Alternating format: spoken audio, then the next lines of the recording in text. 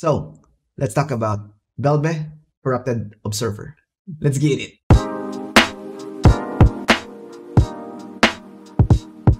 If you've been following me on Instagram, right here, you've known that actually I am creating 2 CEDH decks. One of them is Belbe Corrupted Observer. Now, this is me fulfilling that promise and telling you what the deck is all about. Belbe Corrupted Observer is one of my favorite commanders for 2 particular reasons. Number 1, it has or she has 2 colors that is near and dear to me, and also it embodies 2 major concepts that I love doing in Magic: reanimation and ramp, plus a little bit of combo. Belbe Corrupted Observer is a 2 to cast 2/2, 1 black, 1 green, and it states that at the beginning of each player's post-combat main phase, that player adds 2 colorless mana. This is important because it's not saying 2 generic mana, therefore all of your Eldrazi spells that needs colorless mana is enabled for each of your opponent who lost life this turn. Now, the key thing to remember here as well is that your opponent, so that means whoever controls Belbe Corrupted Observer, is exempted from that rule. Therefore, if your opponent attacks you, they don't get extra mana. They are incentivized to attack each other instead. Now, you can say, yep, I know E.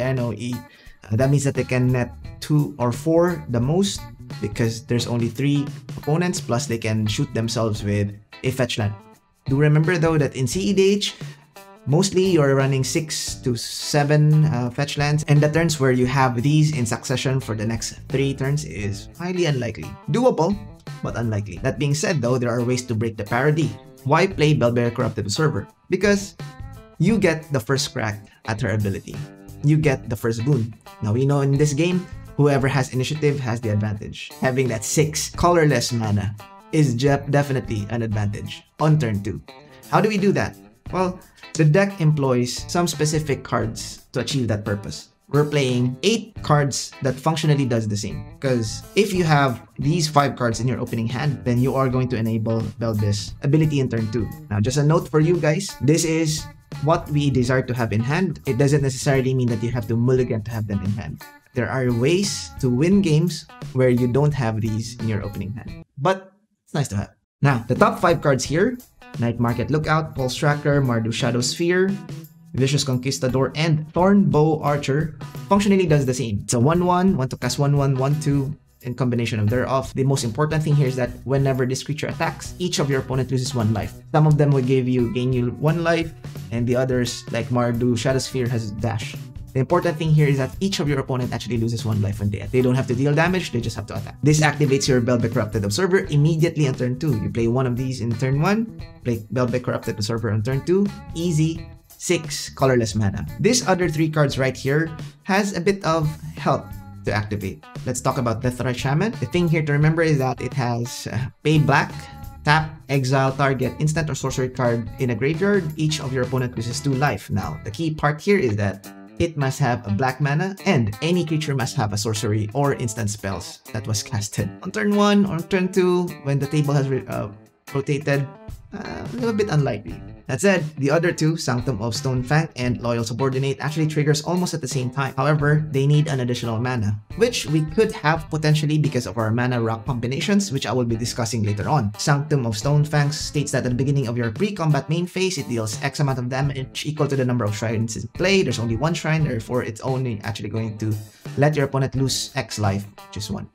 All of them. You cast a Belbe Thorn of Observer on turn 2 and Sanctum Stonefang turn 2, still net 6 mana. So ideally here, if you have a ramp on turn 1, say for example a 0 to cast ramp, Mox Diamond can cast this one. Same is true with Loyal Subordinate. It also has a Lieutenant ability, and it states that at the beginning of combat on your turn, only on my turn, if you control your commander, important here is Belbe is in play, each of your opponent loses 3 life. Now 3 life is a lot, but it functionally does the same. It enables Belbe to produce 6 mana. What do we do with all of these 6 manas? Or like extra colorless mana? The deck is designed to do 2 things. Let's discuss number 1. And if you're following me on stream, it is near and dear to my heart: combo options. Now, I designed this deck to have a 1-card I win situation. Sort of. Let's talk about the first card, Tooth and Nail. Tooth and Nail is a 7 to cast sorcery spell, and it has, so the first one searches for 2 creature cards into your hand, the other one puts them into play. And it has an untwine of 2, stating that you can actually choose both. Therefore, And for 9 mana, you can search 2 creature cards and put them into play. How do you do that? Through Belbe. Remember that on turn 1, you already have 1 mana, cast a Dork. Turn 2, cast Belbe. Turn 3, 3 manas, play a land. You functionally have 9 mana. So in turn 3, this is doable. Right, what does Tooth and Nail get? Let's first get the easiest one, and it's the iconic duo, Mikaeus and Triskelion. Mikaeus, the Unhallowed, is a 6 to cast 5/5, has Intimidate, and states that whenever a human deals damage to you, destroy it. And the other one is that all other non-human creatures you control gets +1/+1. That's including Triskelion. And it has Undying. Undying states that whenever this creature dies or is put to a graveyard from play, if it doesn't have a +1/+1 counter on it, return it with a +1/+1 counter. Now, this is in combo with Triskelion. Triskelion is 6 to cast 1/1. It states that when it comes to play, put 3 +1/+1 counter on it. The most important text here is that remove a +1/+1 counter, activate the ability, deal 1 damage to any target. So, how does this combo go? They both come into play. Triskelion comes into play, it triggers, it comes to play with as a 5/5 because of the +3/+3 counters on it. Remove 1 +1/+1 counter, shoot any target that you want, or a player that you want, or a creature that you despise, then use the other 2 to shoot itself. When it dies, it doesn't have a +1/+1 counter, Mikaeus sees it, Mikaeus triggers, it comes back as a 6/6 because it has an additional +1/+1 from Mikaeus. Now, instead of shooting 1, you can now shoot 2 to a player, creature, or anything in board. Use the other 2 to shoot itself, rinse and repeat. It's an infinite combo loop damage. That's win condition number 1, right? Let's go to win condition number 2. For whatever reason, if Mikaeus and Triskelion is out of commission, you can try to win via lock. That's a Marilyn of the Morn Song and Opposition Agent. Now, we know what Opposition Agent does. It's flash, it's awesome. And when it comes into play, if an opponent searched their library, you may search that player's library instead, and you remove that card from the game, you can actually play that card using any mana in your library. So now remember, we always have like 6 leftover manas from Belbe Corrupted Usurper. We can basically win with their cards. That said, the lock here is Marilyn of the Morn Song. It states it's a 3 to cast 2/3 and states that players can't draw spells. Now this is clear to remember. It's not during their draw step that they cannot draw spells. It's any card. So Brainstorm is out of the question. Anything that makes them draw a card is out of the question, including yourself. Okay, just note that one. It states that at the beginning of each player's draw step, that player, if it's its active draw step, loses 3 life, searches his or her library for a card, put it into his or her hand, then shuffle his or her library. You see the combination here? During their turn, they don't draw a card, they search their library instead and loses 3 life as well. You instead use Opposition Agent's ability to replace that. You get to search their library. You get to play those cards whenever you like. Functionally ending the game if they don't have any answers with these cards in hand. In hand at that point in time on turn 3, you've locked the game and essentially won the game. The other pseudo combo of this, which I'll be talking about later, is Tutors. But let's put it aside. The other sort of I win condition here is in the form of Hapatra, Vizier of Poison, and Yawgmoth, Thrall Physician. Now I know, this is not technically I win condition. This is basically, when I put it into play, no creature cards in play will stick. How does the combo work? Yawgmoth has protection from humans, and it states that you can pay 1 life, sacrifice a creature, put -1/-1 on target creature, and draw a card. The important thing here also to remember is it lets you draw a card. You're paying life to draw a card and destroying creature. Hapatra states that 2 to cast 2/2, whenever it deals combat damage to a player, put a -1/-1 counter to a target creature. The second triggered ability is the most awesome of this card, stating that whenever a creature gets a -1/-1, put a 1/1 snake token with Death Touch. You see where I'm getting from here? As long as you have a Dork to activate this combo first, sacrifice it, gets a -1/-1. Hapatra triggers, creates another snake token. You can sacrifice the snake token to do the cycle again over and over. Now, as we know in this specific format, CEDH, right? Whenever you are able to trade a life for a card, it is actually banned. Yawgmoth's Bargain, and it is a reanimator card. It has a flying lifelink. Then pay 7 life, draw 7 cards. I forgot the name of the card. They're actually banned on the format. So having this, and you are able to trade not only removing your opponent's creature, but also drawing cards in that return for life total. And as we know, if you have enough cards in hand, you actually almost functionally wins the game. That being said, we're not only solely reliant with Tooth and Nail for that 1 card I win condition. There's also one. Because we are doing a reanimation package, we also have the Buried Alive package. The Buried Alive package assumes that you have a reanimation card. Just a note. What does the package consist of? It consists of Triskelion, Phyrexian Devourer, and Necrotic Ooze. Now we know already what Triskelion does. Let's get to figure out what Necrotic Ooze does. The thing to remember here is that the key card is Necrotic Ooze. It has to be in play or reanimated.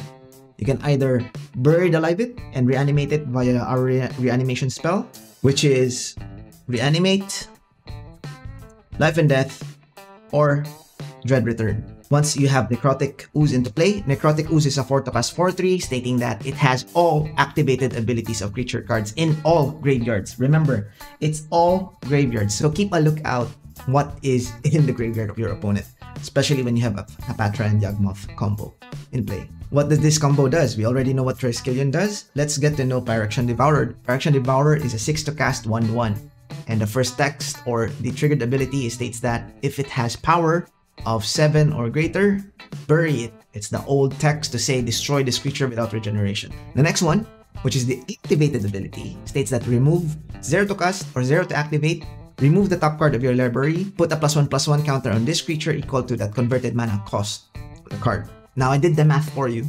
Because we're playing Belbe, we're able to carry 240 total casting cost in the deck. Now, if we do the math, we only need to deal 40, assuming that the opponent doesn't life gain. We're able to deal 240 damage. We only need to deal 120 damage for each one. Remember that we're playing Belbe here. So on average, because they're already taking damage due to our dorks attacking and fetch lands, on average it would be 35 life total that we need to account for each player. So that's around about 105 with a 240 converted mana cost of the deck.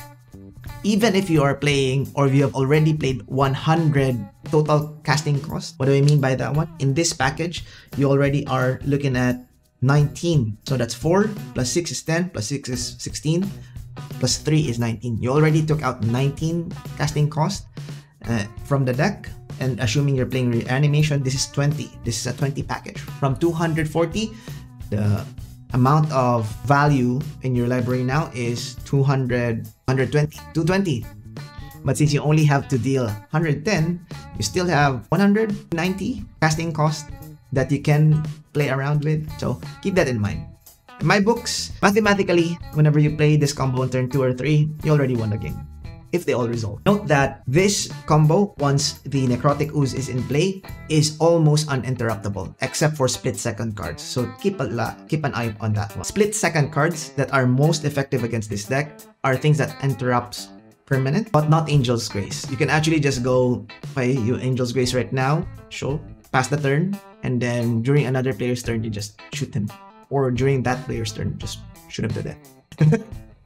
Alright. If it's not clear enough, the reason why we're talking about the total converted mana cost of our library is because Phyrexian Devourer can devour or must devour your entire library for your opponent to be blasted off to oblivion by Necrotic Ooze. That's how the combo works. That being said though, what enables this specific combo package to be consistent? Let's talk about our tutors and our enablers. Because we're playing black, we are playing with arguably the most potent tutors in the format, in the form of the staples. Vampiric Tutor, Imperial Seal, Demonic Tutor, Diabolic Intent. They get any card in your deck and put into hand. The other thing that makes this deck a little bit special is Entomb, because we are a reanimation sort of hybrid deck, it is also a tutor, especially because we're playing with Dread Return. Now, because of the nature of the deck, we consider that we also have one dork in play plus Belbe. It's easy to activate the Dread Return with the Entomb. The other thing to consider is that we also have creature tutors because our combo is actually creature based. So we have Fiend Artisan, stating that gets +1/+1 for each creature in your graveyard. The most important thing here is the activation cost. Black or green, pay X, search your library for a converted mana cost X or less for a creature, put it into play. Important thing here is it's X or less. So we're playing Belbe again. The X casting cost is not really an issue for us. So that means you can actually search for your Chaos or Triskelion with ease. Finale of Devastation, same thing. 2 to cast X, search your library for any creature, put it into play. The key thing here is that these tutors are agnostic of the creature color. That's why we veered away from other types of search like Green Sun Zenith, because the deck doesn't really have a lot of green creatures. The other thing to think about is that if you notice, the tutors are color light. That means that if we look at instant speed tutors like Chord of Calling, it's triple green. Again, because of lack of green features, it's kind of hard to fulfill. The last, certainly not least of the tutors here is the Wishclaw Talisman. The reason why I'm separating it is because it is a pseudo combo with Wishclaw Talisman, search for it, and then I search for a opposition agent past my turn. So to whoever has the Wishclaw Talisman would think about or think twice on whether or not they would search it. Plus, essentially, you are searching for an opposition agent here. Note that people would be aware about this combo, so depending on who you're going to perform this combo with, you can actually do mind games. Maybe you can search for our key card instead, Tooth and Nail, knowing that they won't use the Wishclaw Talisman for fear of opposition agent retribution. Mind games. So, that's our enablers. That was the first way to win. Let's discuss the second way, the fair way to win. The deck is able to do a fair play per se, and for all intents or purposes, when you see Belbe Corrupted Observer, it is almost always a Stax deck. 14 Stax pieces. The deck is a creature combo based deck. Therefore, it is to your advantage to make the gameplay a little bit laggy or stacksy. Plus, because of the amount of mana that you generate, the stacks almost always doesn't apply to you. Right off on the top, these are all the stack staple. You have your Root Maze, a Thorn of Amethyst, a Dampening Sphere, Sphere of Resistance, Winter Orb, Static Orb, and Trinisphere. You also have a Mangle Horn. Just remember that we're considering this as a stack piece because when it comes into play, all other artifacts that our opponent controls comes into play tap. Phyrexian Revoker is also sort of a Stax piece, but it's, you know, right up there with activated abilities that you don't want your opponent to have. Say, for example, Thrashos, not of the bat, or Kenrith. The others here, I believe, are only centric for Belbe Corrupted Observer because of the amount of mana that it generates. You are actually able to play this Stax piece. Now, Karn the Great Creator is a Stax against artifact. Artifact abilities of our opponent controls can't be activated. Plus, the +1 here states that you can animate any artifact in play where its casting cost equals its power and toughness. This comes in handy with the rest of our Stax piece. However, it's also cool for removing, say, for example, a Mox Diamond of your opponents. The other one is Lodestone Golem. It's for to cast 5/3. Non-artifact spells cost 1 more to cast. It's 5/3. It's a beater. Remember that life total? Can still just attack. Now, one of the EDH staples are Wandering Archearch. That means that whenever you have attacked with Belbe, you have 6 mana, you can potentially cast anything after that fact because it states that whenever an opponent casts an instant or sorcery spell, they may pay 2. If they don't, you may copy that spell. You may choose new targets for that spell. Basically, if they countered our spell and they didn't pay 2, attacks. I can copy their counter spell and I can counter their spell with their counter spell. Nice. And last but not least, these are centric only to Belbe's types of deck. Godfair's Statue. It's a stack piece only for your opponent. It's 6 to cast. Your opponent's spells cost 2 more to cast. Therefore, the advantage that they get with Belbe is now further reduced by 2. And it has at the beginning of your end step, each opponent loses 1 life. And finally, Void Winnower, which is an all-star. 9 to cast 11/9. It states that your opponent can cast spells with even converted mana cost and can block with creatures with even converted mana cost. Imagine the amount of spells in EDH that are even converted mana cost. I would say 50%. So nice, so nice. Those are the stack piece. Now, let's look at our ramp piece. The deck doesn't employ any other feature ramp spells, although it's playing green. The reason being is that your Belbe Corrupted Observer actually produces 2 colorless mana. On top of that one, when you're playing dorks or mana dorks, you always want to put them or cast them on turn 1. Now, it clashes with what we want to play on turn 1 with Belbe, being that those enablers to do your combat damage. More often than not, when I first built Belbe Corrupted Observer, you always have this weird position on turn 1, whether or not to put a Llanowar Elf or whether to put in a Conquistador. So, to solve that issue, we are going with mana ramps via artifact, except for one, Elves of Deep Shadow. Reason being is that it's green and can produce black mana. If anything else, this deck is skewed towards black. We have 14 colored mana accelerators, except for these 2 right here, which is Mana Crypt and Soul Ring. They're just too powerful to not put into the deck, especially when we're playing huge amounts of stacks in our deck that needs a lot of mana. That being said, the main purpose of these mana rocks are to create colored mana. Most of these are staples with the point of Chrome Mox, Mox Diamond, Mox Amber, Lotus Petal, Mox Opal, Arcane Signet. This too is specific for Golgari. You have Golgari Signet and Talisman of Resilience. The spice here is this card, Coveted Jewel. It's 6 to cast. Whenever Coveted Jewel enters the battlefield, draw 3 cards. It states that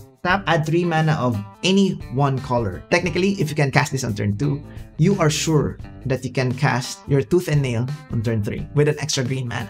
And you know what that? Veil of Summer? To protect the combo.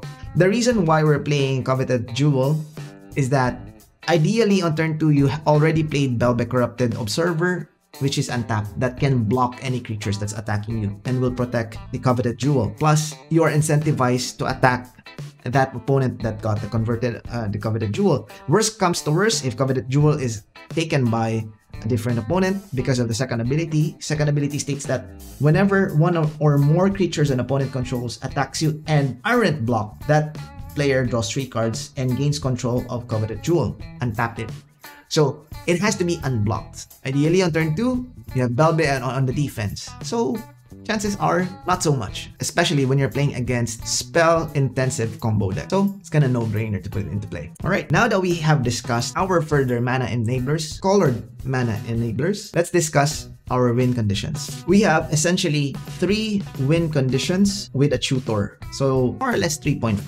We have Beledros Witherbloom. Now, I know, you would say, oh, it's just a 4/4 dragon. But wait a minute, check this out. At the beginning of each player's upkeep, okay, create a 1/1 black and green pest token with the ability that states that when this creature dies, you gain 1 life. Remember that we're playing with Yawgmoth. Can you say, I -1/-1 a creature and draw a card without repercussion? Also, because it creates a pest token, you actually are allocating a creature to attack, or a creature that attacks that opponent. If you catch my drift. A 4/4. And last but not least, the icing on that cake. It has an activated ability of pay 10 life, untap all lands you control, activate only once each turn. So it's also a ramp. That's why I like putting in the Beledros Witherbloom in our deck. The other is Kozilek's 2 iteration, Butcher of Truth, and the Great Distortion. Now, these are all spicy cards. Now, we're playing with 2 versions of Kozilek. One for the Butcher of Truth. Basically, it has Annihilation 4, and when it comes into play, draw 4 cards. Plus, it has the upside of whenever it's milled or put into a graveyard, shuffle your library or your graveyard into your library. Think about that when you're getting brain freeze. Last but not least, you have your Kozilek, the Great Distortion. It's a 10 to cast 12/12. What more can I say? Plus Menace. Plus, it also has a bonus. When you cast this spell, draw cards equal to the number 7 less the amount of cards in your hand. Basically, you draw back 7. And it has an activated ability of you may discard a card from your hand, counter target spell with converted mana cost equal to the discarded card. Think of our Necrotic Ooze. If this is in the graveyard, you don't even have to cast it. It just needs to be there in the graveyard. Your Necrotic Ooze becomes a counter spell on a stick. Other than that, these are either number 1 giving you a board advantage, number 2 card advantage, and then number 3 they're just huge and beastly. Number 4, you can actually reanimate them. And Conduit of Ruin can actually search both of them. That being said, since we are playing with the pair package, we need to have a way to deal with the board. This is the deal with the board package. You have the Deadly Relic and Force of Vigor to deal with a creature and artifact enchantment spells freely. Assassin's Trophy and Abrupt Decay is an all-star and a staple when you're playing with Golgari colors. The thing that makes this special is the inclusion of Ugin, the 2 versions of Ugin, the Ineffable and the Spirit Dragon. All of them, or both of them, can deal with permanent colored spells. Colored permanent spells, that's the word I was looking for, in play. Plus, when you put this one on turn 2 or turn 3, it's almost always impossible to deal with. The amount of advantage that you gain from these is insurmountable. Plus, don't forget that your Ugin gives you a discount. Therefore, your stacks, remember, discounts, breaking parity. You see what I mean? And last but not least, let's discard 2 more. The utility cards. You have your Veil of Summer, Autumn Veil, and Noxious Revival to make sure that your spells actually resolve. Plus, Plan B. These cards, when you're casting these, you are not actually on the tempo. You are on the back foot. But it's a good thing to remember when you're on the back foot. Plus, Necropotence works well with our Mourn Song because Necropotence doesn't really draw you a card. Their exact text is exile the top card and put that card to your hand. It's from the exile zone, not your library. Therefore, you're not drawing a card.